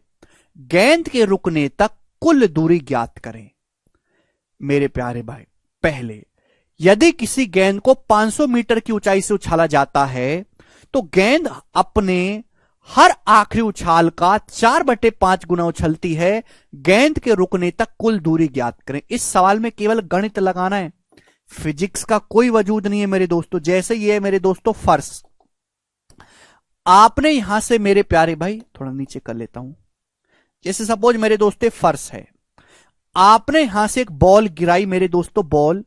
तो बॉल जब आप गिराओगे तो 500 मीटर की ऊंचाई से आपने बॉल गिराई है। आपने एक फर्श है मेरे दोस्तों, एक बॉल गिराई है 500 मीटर की ऊंचाई से, तो बॉल ऐसे टक गिरेगी जमीन पे। कितना मेरे दोस्तों, 500 मीटर की ऊंचाई से बॉल गिरी है। तो गिरने के बाद मेरे दोस्तों बॉल क्या करेगी, टप्पा मारेगी। क्या करेगी, टप्पा। टप्पा मारने के बाद ये ऊपर की तरफ जाएगी मेरे दोस्तों, तो 500 मीटर तक थोड़ा ना उछल के जाएगी, थोड़ा कम ही उछलेगी। तो सवाल में बोला है कि बॉल अपने आखिरी उछाल का 4/5 गुना उछलती है।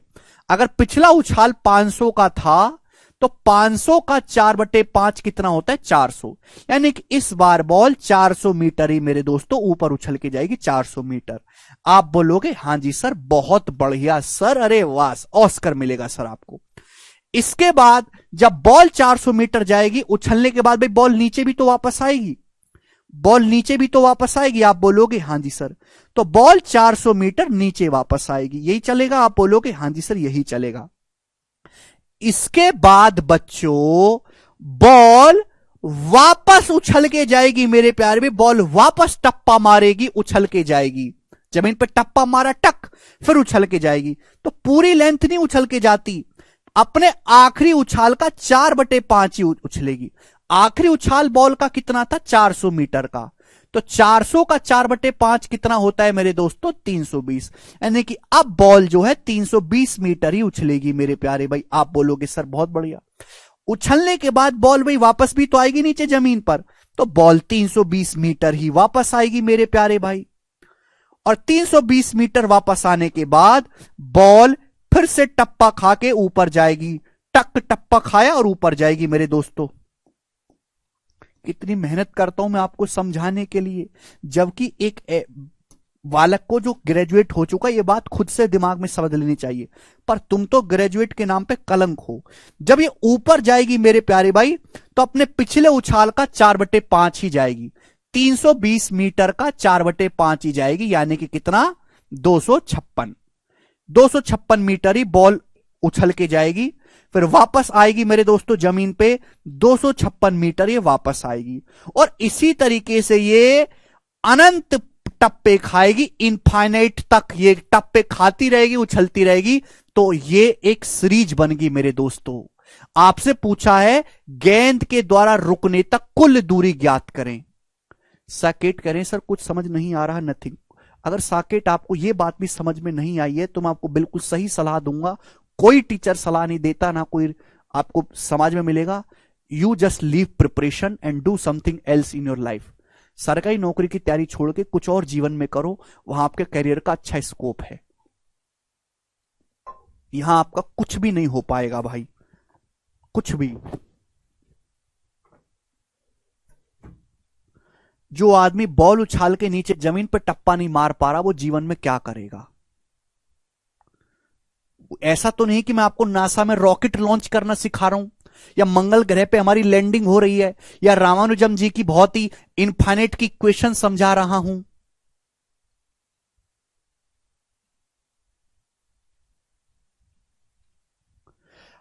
हर गेंद अपने हर बार आखिरी उछाल का 4/5 गुना उछलती है। लिखा तो इस सवाल में पहला उछाल 500 का है, तो 500 का 4/5, अगली बार 400 मीटर उछली फिर नीचे आई, फिर अगली बार 400 का, पिछला उछाल 400 का था, 400 का 4/5 कितना होता है, 320। 320 मीटर उछलेगी, 320 मीटर नीचे आएगी। क्लियर। आपसे पूछा गेंद के रुकने तक कुल चलेगी दूरी, गेंद के रुकने तक कुल चलेगी दूरी मेरे दोस्तों आपसे पूछा है। देखो, मैं कोई पुचकारने वाला मास्टर नहीं हूं कि तुमको सहलाऊंगा, ये करूंगा, है ना। मैं सामने बेइज्जती करने वाला आदमी हूं। किसी आदमी को झूठी सांत्वना देने से अच्छा उसके मुंह पे हकीकत बता दी जाए। एक बालक है जिसने जीवन में कभी पढ़ाई नहीं करी, वो पास तो हो गया 10वीं में, 12वीं में, उसके नंबर भी अच्छे, लेकिन वो एक्चुअल में पास नहीं है। एक्चुअल में उसको पास नहीं होना चाहिए 10वीं क्लास, ना 12वीं क्लास, ना उसको ग्रेजुएट होना चाहिए। वो तो सरकार हमारी बहुत अच्छी है मोदी जी की, इसलिए पास सब हो जा रहे हैं। और एक है जो बहुत मेहनत करा, दिन रात बोर्ड के एग्जाम में पढ़ाई करा, 10-10 घंटे पूरे साल भर मेहनत करी है। दोनों लोग आ गए, दोनों लोग करेबल एप्लीकेशन पे आ गए, दोनों को सरकारी नौकरी चाहिए। ये घटिया वाला जिसने जीवन में कोई पढ़ाई नहीं करी, ये भी 2 घंटा पढ़ रहा है। एक जो बहुत जीवन में पढ़ाई करके आ रहा है, ये भी 2 घंटा पढ़ रहा है। किसकी नौकरी लगने के चांस ज्यादा है? जो बचपन में ज्यादा मेहनत किया है। मैं ये कहना चाहता हूं कि आप पढ़ाई में कमजोर हो तो ऐसा नहीं है कि आप सक्सेस नहीं हो सकते, निकाल नहीं सकते। बस आपको जो तेज बालक हैं उनसे ज्यादा मेहनत करनी पड़ेगी। और तेज बालकों की संख्या जितनी वैकेंसी है उससे कहीं ज्यादा है। वैकेंसी अगर 6000 है तो तेज बालकों की संख्या कम से कम 1,00,000 प्लस है। तो आप तो कमजोर बालक तभी सिलेक्शन ले पाएंगे जब वो इस 1,00,000 की कैटेगरी में आएंगे, उसके बाद उनको इस कैटेगरी में आना होगा। जबकि तेज बालकों को केवल इस कैटेगरी से इस कैटेगरी में आना है, आपके लिए डबल मेहनत है। तो आपका काम 2 घंटे की पढ़ाई में नहीं चलेगा, ज्यादा मेहनत करनी पड़ेगी। आप वो मेहनत करने को राजी नहीं हो, ना आप घर पे जाके ज्यादा मेहनत करते, ना रिवीजन करते, ना खुद से नोट्स बनाते, केवल मेरे कंधे पर बैठे हो, ये नहीं हो सकता। तेज वाला अगर 2 घंटा पढ़ रहा है तो आपको 4-4.5 घंटा पढ़ना चाहिए। हार्ड वर्क ज्यादा करना पड़ेगा।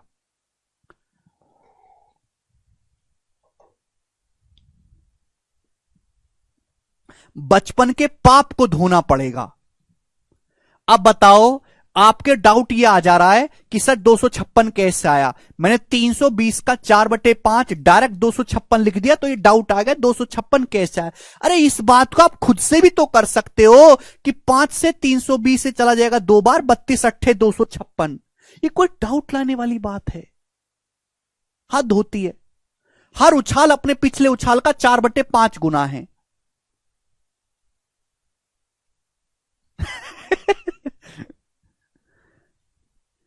मैं केवल ये कहना चाहता हूं कि जितनी आप मेहनत कर रहे हो और जितना आपके अंदर टैलेंट है, दोनों ही काफी नहीं है सरकारी नौकरी लेने के लिए। ना तो आपके अंदर इतना टैलेंट है कि आपको कहा जाए कि हां बिल्कुल शकल देख के आपको कह दे कि तू लायक है एक ऑफिसर बनने के, उतना नहीं है। ना ही आप उतनी मेहनत कर रहे हो। तो मैं गरियाऊं नहीं तुमको, प्यार करूं। और मां बाप को तुमसे उम्मीदें बहुत ज्यादा हैं और तुम अपनी उन मां बाप की उम्मीदों का खून कर रहे हो। और मैं तो केवल तुमको गरिया रहा हूं गाली देके कि भैया कुछ पढ़ लो, जिंदगी में कुछ कर लो। मैं तो केवल ये कर रहा हूं, आप तो अपने मां बाप के सपनों का खून कर रहे हो।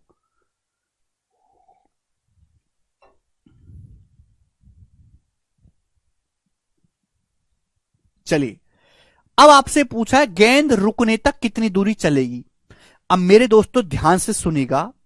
पहला उछाल गेंद ने 500 मीटर का मारा, दूसरा उछाल मेरे दोस्तों 400 मीटर गई, 400 मीटर आई, कितनी दूरी गई? 2 गुना 400 प्लस मेरे प्यारे भाई। फिर उसके बाद 320 मीटर गई, 320 मीटर आई, कितना? 2 गुना 320 ही आया।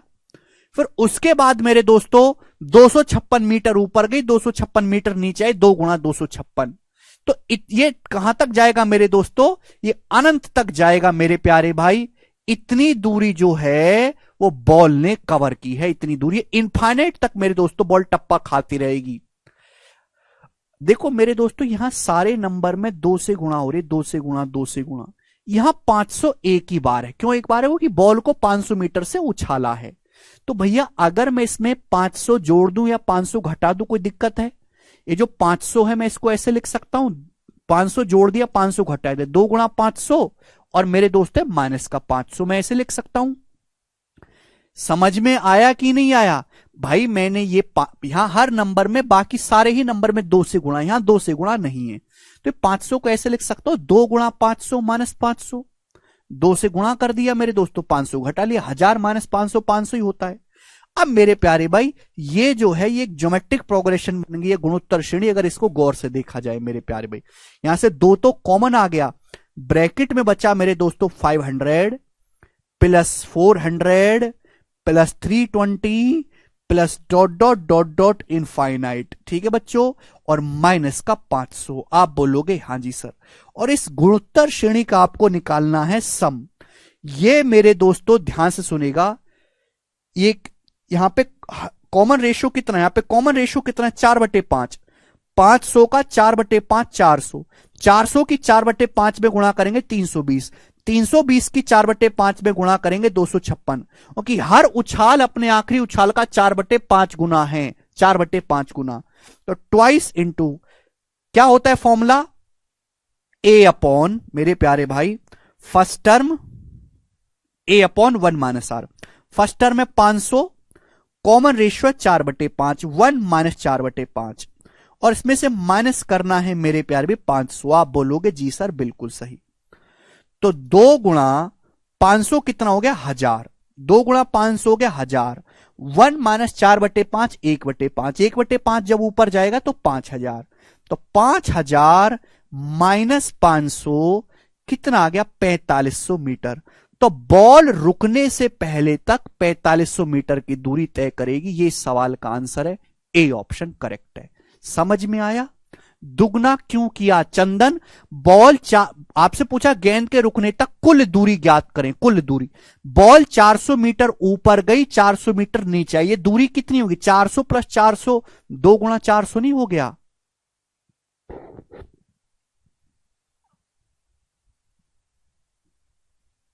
अरे बेटा जीपी बनवानी है मेरे दोस्तों सीरीज। ये इस सवाल का बेसिक सॉल्यूशन है। समझ में आ गया तो बहुत अच्छी बात है, नहीं समझ में आ गया तो आपको जीवन में कोई इस चीज को नहीं समझा सकता। ठीक, इतना प्यार से पता नहीं क्या ही बताया जा सकता है तुम्हें, राक्षस कहीं के। पेपर में सवाल खूब आया है, खासकर स्टेट एग्जाम में, टीचिंग के, पुलिस के, है ना, इसमें, ठीक है ना, एग्रीकल्चर के पेपर में, ठीक है ना, जो आपके एग्जाम होते हैं ग्राम विकास अधिकारी के, पटवारी के, उनमें ये सवाल आता है सबसे ज्यादा, जो लो क्वालिटी के एग्जाम है मेरे प्यारे भाई। सुनो, पेपर में बार बार यही सवाल आएगा, बस ये डाटा चेंज होगा मेरे दोस्तों। डाटा है भी मेरे प्यारे भाई, एक बॉल को गिराया गया 500 मीटर की हाइट से मेरे प्यारे भाई, और जमीन पे फेंका जाता है। ये बॉल हर अपने आखिरी उछाल का 4/5 गुना उछलती है, आर है 4/5, तो हर बार यही प्रोसेस करना पड़ेगा, केवल डाटा ही तो बदला जाएगा मेरे प्यारे भाई, और आखिरी में मेरे दोस्तों यही स्टेप आना है। तो अगर मैं इसको रट लूं मेरे प्यारे भाई, जब भी ये बॉल वाला सवाल एग्जाम में आए कि बॉल द्वारा चली गई कुल दूरी आप मुझे बताइएगा टोटल डिस्टेंस रुकने तक, तो डायरेक्ट शॉर्टकट है twice of H, 2h upon 1 minus R minus H. ये डायरेक्ट कंसेप्ट है, जिसको नहीं समझ में आया कृपया अपना और हमारा दिमाग खराब ना करें, इसको रट लें। आप कहीं और से पढ़ते तो मास्टर रटवाता ही, ये तुमको कोई नहीं समझाने वाला। पूरे भारत में कहीं भी चले जाओ, कश्मीर से कन्याकुमारी तक ये फॉर्मूला रटवा देते। तो मैंने आपको बेसिक भी बताया और ये रटवा भी रहा हूं। बॉल द्वारा चली गई जो दूरी होगी वो 2h upon 1 minus R minus H होगी। एच कितना है 500 मीटर है, 2 गुणा 500। बॉल अपने आखिरी उछाल का हर बार 4/5 गुना उछलती है, कॉमन रेशियो आर 4/5 आपको लेना है, माइनस 500। डायरेक्ट इस सवाल का आंसर आ गया 4500 मीटर, और ये इसका सॉल्यूशन है, सभी बच्चे समझ पाए। ठीक है, कॉपी में लिख लो, जल्दी से रट्टा मार लो।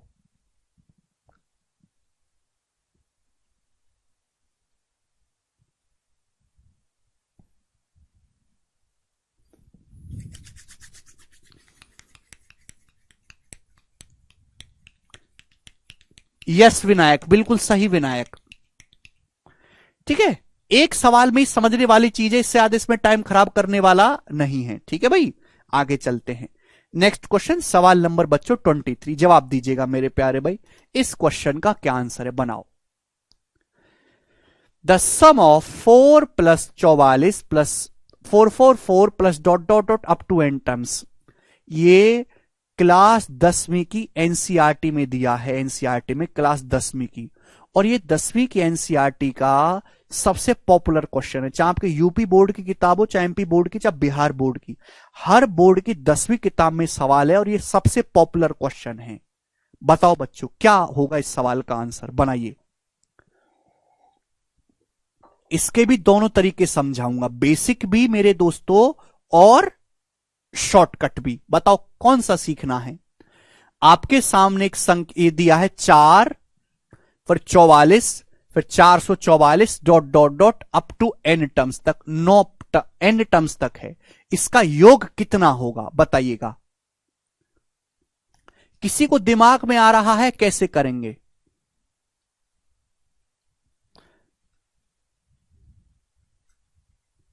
सी ऑप्शन बता रहे हैं। पहले बेसिक समझते हैं कि इसका बेसिक सॉल्यूशन क्या है, फिर हम डायरेक्ट इसका सॉल्यूशन भी समझेंगे। ठीक है बच्चों, चलिए दोस्तों,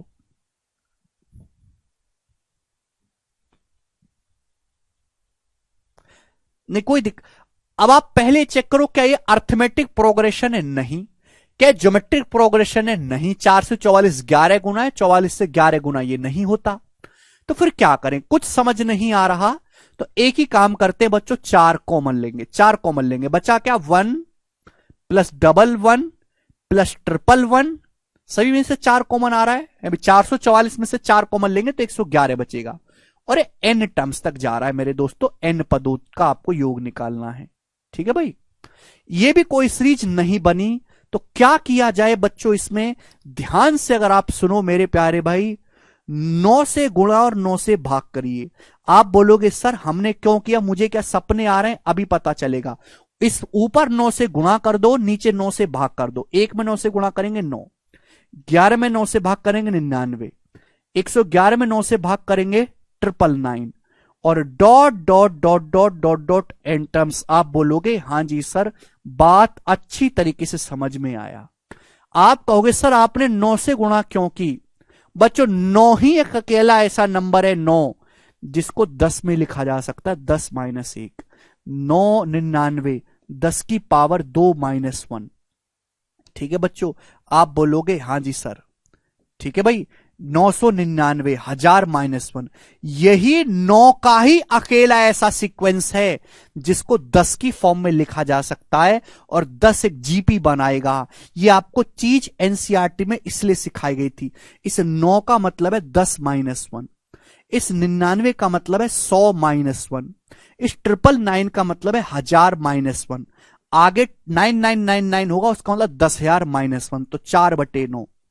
मेरे प्यारे भाई, ये 10 वाला माल एक तरफ कर लेते हैं, 10 वाला माल है ना, 10 प्लस 100 है भाई, प्लस 1000।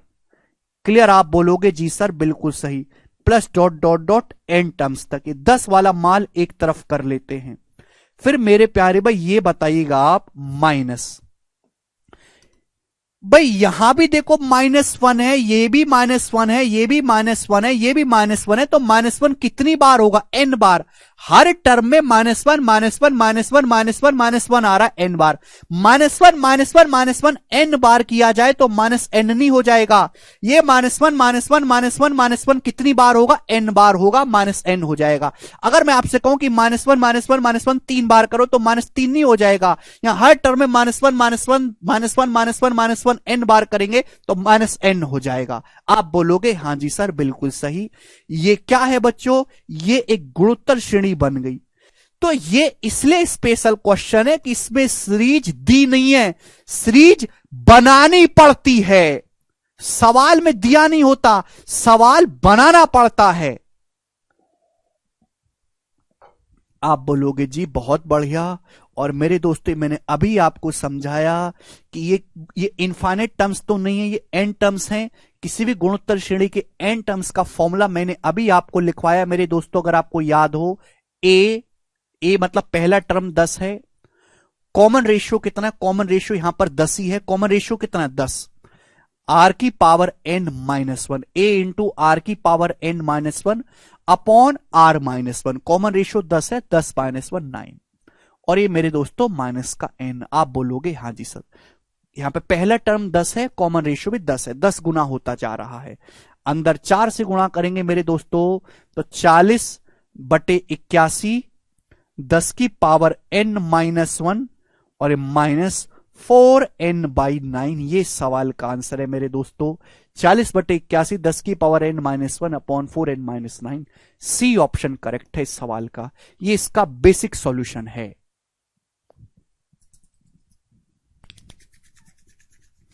कितने बच्चों की यादें ताजा हो गई,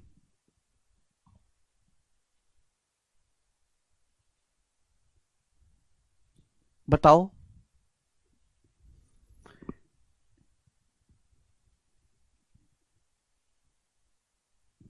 यादें ताजा हुई।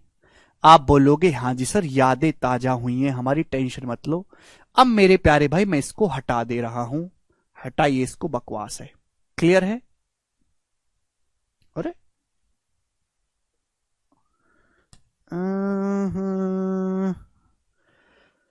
अब इस सवाल का ये बेसिक जानना बहुत जरूरी था। जल्दी सॉल्यूशन कैसे करेंगे वो समझो। भाई एक सीरीज है, ये क्या है बच्चों? इस सीरीज है 4 + 44 + 444 plus dot dot up to n terms, इसका योग निकालना है।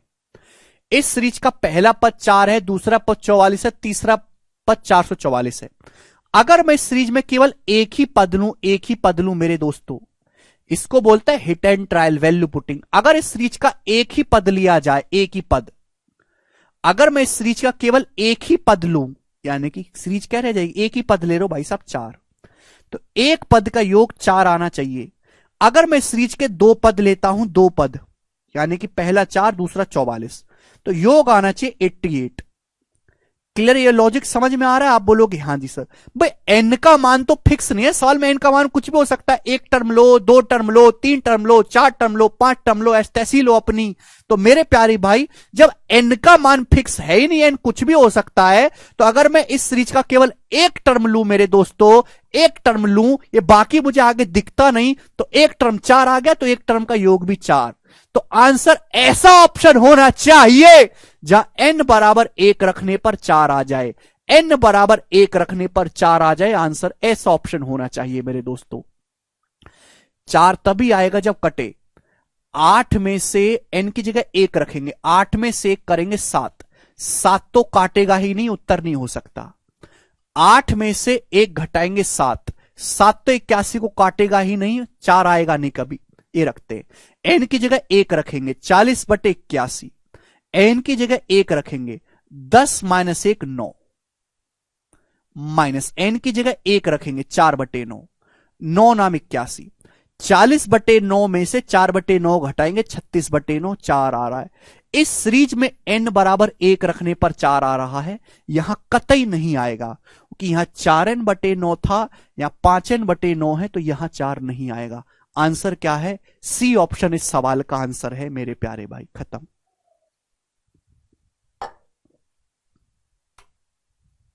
ठीक है बच्चों, तो इजी क्वेश्चन हो गया ये। मैंने आपको दोनों समझाए, बेसिक भी जानना जरूरी है, शॉर्टकट भी जरूरी है मेरे दोस्तों। चलेगा। अब देखो ऐसा ही सवाल है स्टूडेंट आपके सामने 24वां आप खुद से ट्राई करेगा। मैं आपको दे रहा हूं, आपका होमवर्क की तरह समझिए। यह सवाल ऐसा नहीं कि मैंने अपनी मर्जी से लिया है, ये एजिटिस क्वेश्चन 2017 मींस के पेपर का है। ठीक है, ये ज्योमेट्रिक प्रोग्रेशन ही बन रही है, 1/10 होता जा रहा है मेरे दोस्तों। इसके 9 पदों का योग करेगा मेरे प्यारे भाई। क्या आ जाएगा जरा इस सवाल का आंसर? आप कर सकते हैं, बेसिक सवाल है, वैसे मुझे दिख चुका है, सी ऑप्शन इसका उत्तर होगा। चलिए आगे चलते हैं अब नेक्स्ट कंसेप्ट। नेक्स्ट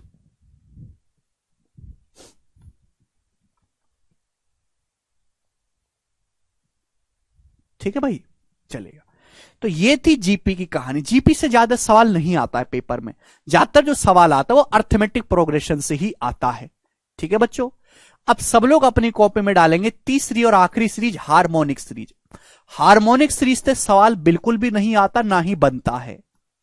ठीक है भाई, बस एक कंसेप्ट इसमें आपको जानना जरूरी है, हार्मोनिक सीरीज, या फिर हम इसको हिंदी में कहते हैं हरात्मक श्रेणी। हरात्मक श्रेणी, हार्मोनिक सीरीज क्या है मेरे दोस्तों? हार्मोनिक सीरीज का मतलब कुछ और नहीं है, अर्थमेटिक प्रोग्रेशन का उल्टा है, समांतर श्रेणी का उल्टा है, और कुछ नहीं है मेरे प्यारे भाई। जैसे बच्चों मैं आपके सामने लिखता हूं, अभी मेरे प्यारे बच्चों सुनिएगा, 7 10 13 16 19। बच्चों ये मैंने आपके सामने एक सीरीज लिखी है, ये क्या है? तो हर बच्चा देखते ही कह सकता है कि सर ये जो है ये समांतर श्रेणी है, सर ये अर्थमेटिक प्रोग्रेशन है। आप बोलोगे हाँ जी बहुत बढ़िया, क्योंकि 3 का अंतर आ रहा है।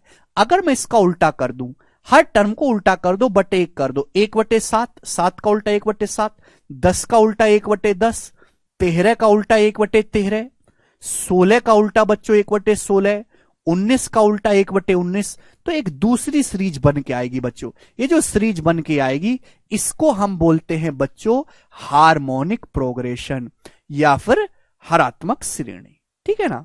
तो सभी कुछ समझ में, हार्मोनिक प्रोग्रेशन क्या है बच्चों? एग्जाम्पल सबसे बेस्ट होता है समझाने का, बेस्ट तरीका एग्जाम्पल से है।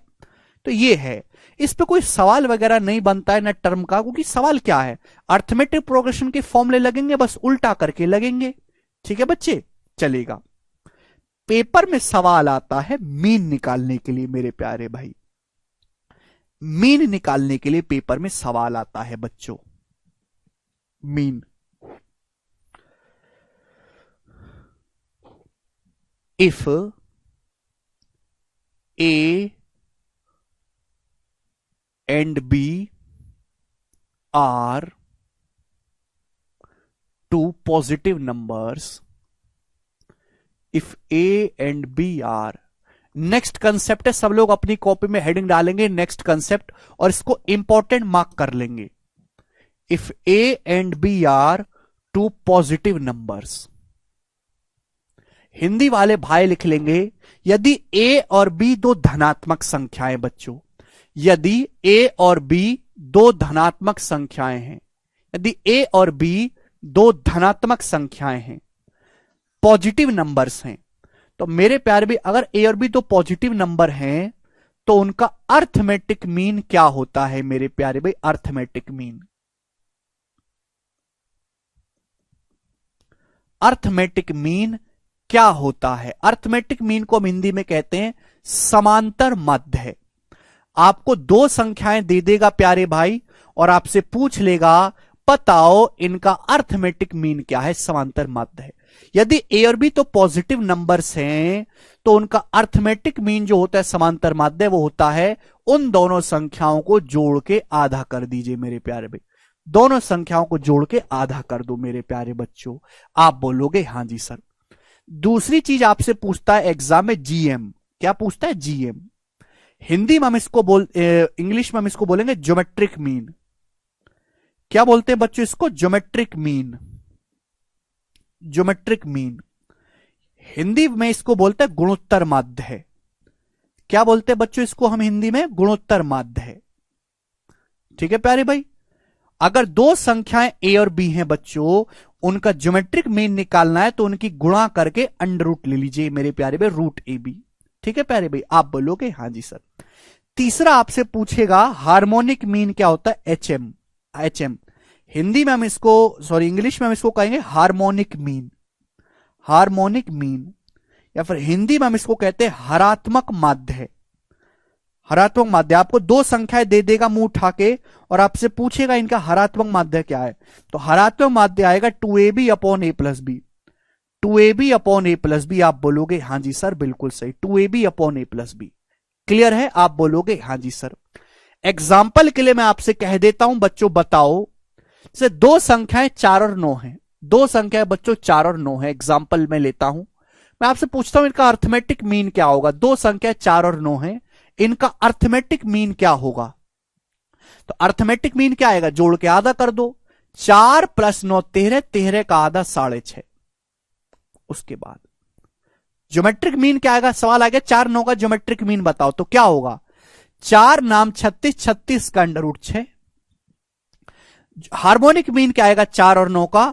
तो आप कहोगे सर 2 गुणा 4 गुणा 9 बटे 4 + 9 13, तो आ जाएगा ये 72 बटे 13। 72 को भाग करेंगे 13 से तो पूरा तो भाग जाएगा नहीं, लगभग जाएगा। 13 पंजे 65, 70, 13 पंजे 65 और 13 चौका 52, अप्रोक्स 5.54 ये आ गया मेरे प्यारे भाई।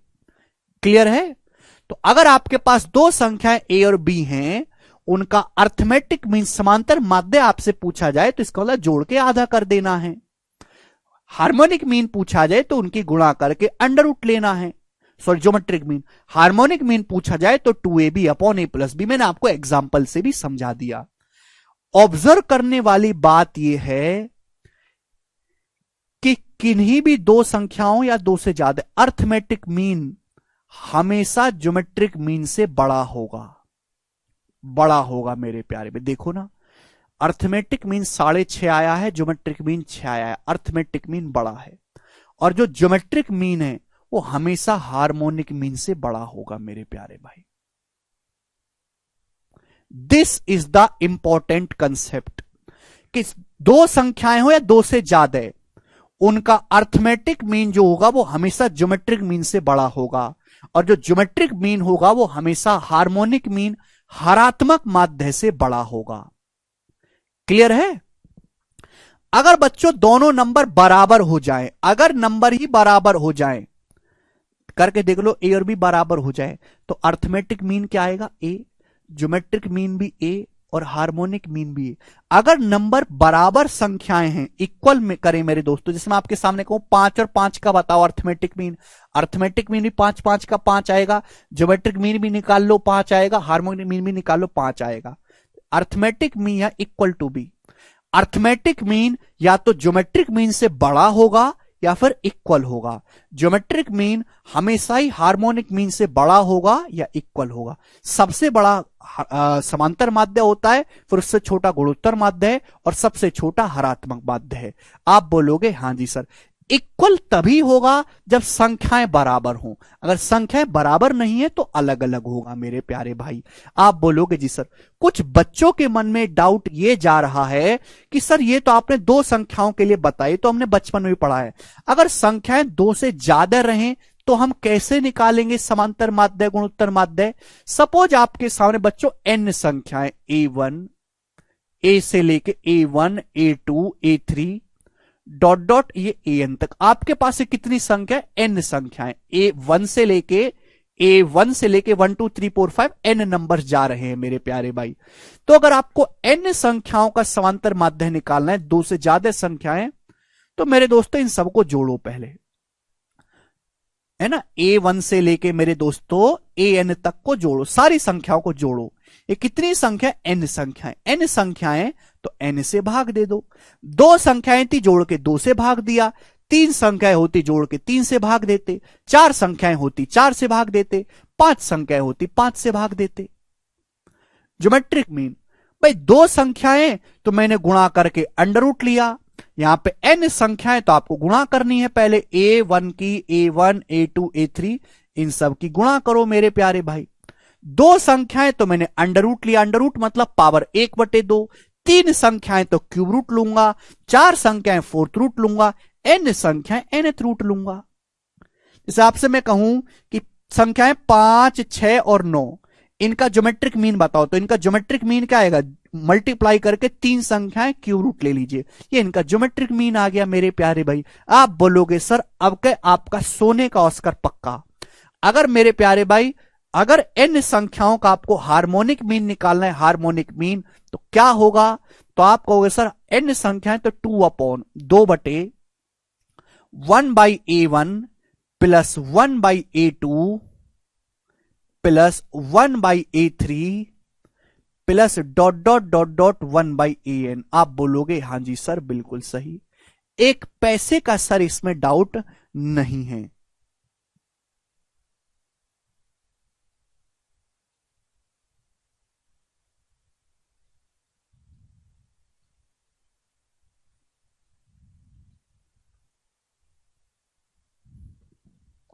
ठीक है भाई, लिख लो कॉपी में।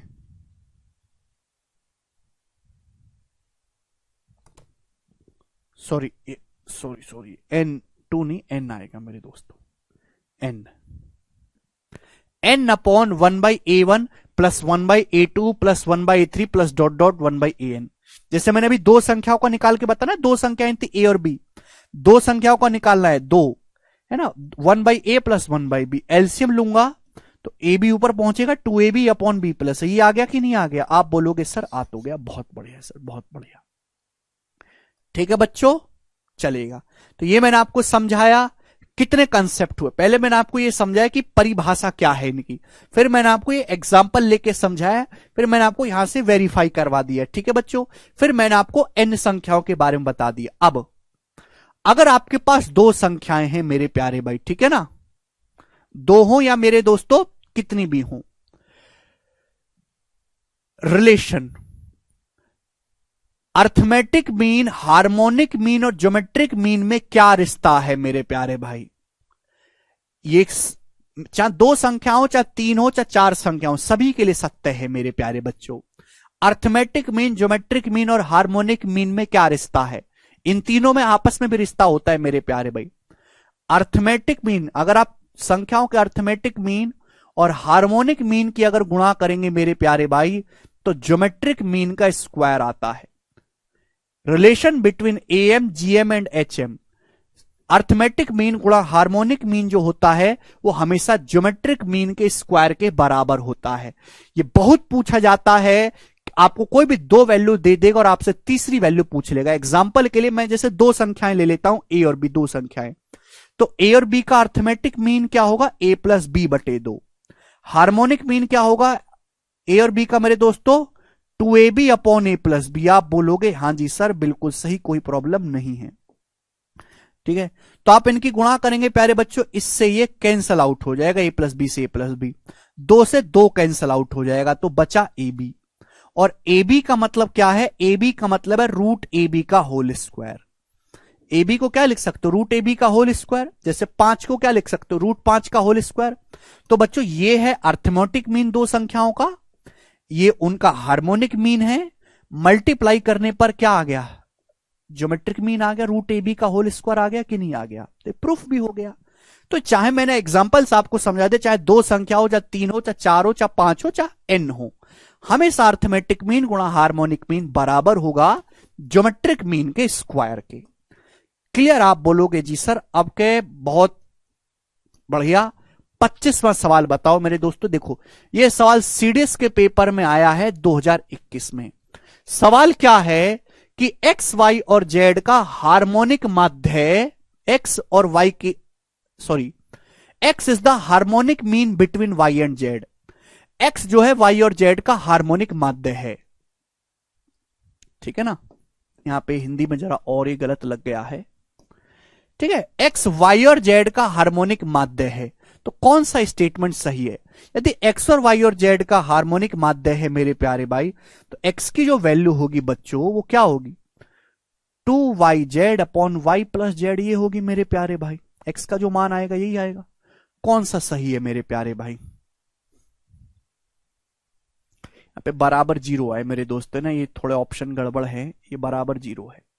तो भाई यहां पे जब इसकी गुणा करेंगे तो x गुणा Y, X Y plus X Z बराबर 2yz आएगा मेरे दोस्तों, माइनस इधर आएगा, माइनस 2yz बराबर जीरो।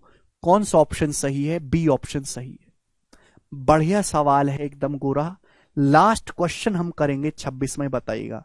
बोला है दो संख्याओं का हार्मोनिक मीन और ज्योमेट्रिक मीन 10 और 12 हैं, है ना। हार्मोनिक मीन हरात्मक माध्य और गुणोत्तर माध्य 10 और 12 हैं। पूछा अर्थमेटिक मीन। जिस बच्चे को कंसेप्ट रिलेशन ही नहीं पता होगा वो नहीं कर पाएगा। तो अर्थमेटिक मीन गुणा हार्मोनिक मीन बराबर ज्योमेट्रिक मीन का होल स्क्वायर। तो अर्थमेटिक मीन आ जाएगा 12 का स्क्वायर 144 बटे 10, 14.4 आ जाएगा। 14.4 इस सवाल का आंसर है, डी ऑप्शन। एकदम गोरा सवाल बच्चों आपकी तरह था। तो आज की क्लास को स्टूडेंट हम यहीं पर विराम देते हैं। मुझे लगता है कि आपको अब इस टॉपिक में कोई डाउट नहीं आएगा, मैंने आपको बहुत अच्छे से सिखाया है। और बाकी बच्चों अब हम कल करेंगे। बाय।